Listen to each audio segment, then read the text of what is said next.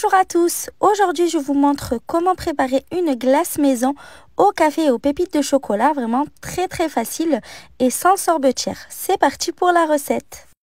Tout d'abord j'ai pris 250 ml de lait concentré sucré.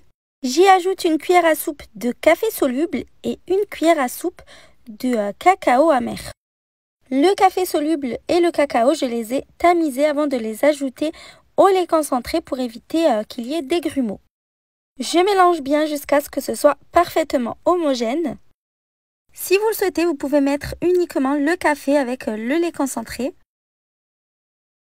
Dans un autre récipient, je verse 350 ml de crème liquide entière très froide. Je l'ai placée au congélateur 10 minutes avant. Ça va permettre à la crème de monter beaucoup plus facilement. Donc je la fouette jusqu'à ce qu'elle soit bien ferme. Vous devez utiliser une crème à minimum 30% de matière grasse. Moi, j'utilise une crème à 35%.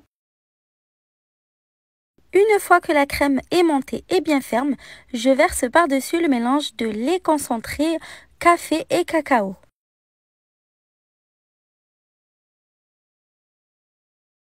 Je mélange délicatement avec une maryse sans faire retomber la préparation.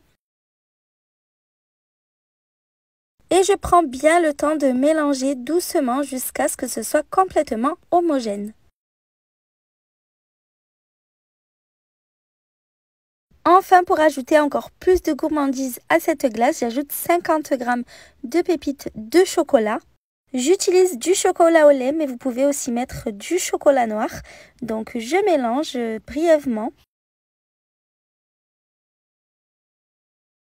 Je verse ensuite l'intégralité de la glace dans un moule à cake.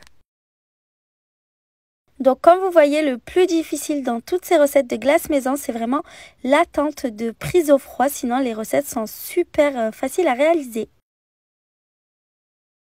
Je lisse bien la surface de la glace à l'aide d'une maryse. Je recouvre ensuite la glace de film alimentaire, donc je la filme au contact pour éviter que des cristaux de glace viennent se former à la surface. Je réserve ensuite la glace au congélateur pour qu'elle prenne bien pendant 8 à 12 heures minimum. Après toute une nuit au congélateur, la glace au café est enfin prête. Je retire le film alimentaire et je peux directement former mes boules de glace. J'espère vraiment que la recette vous a plu. À bientôt!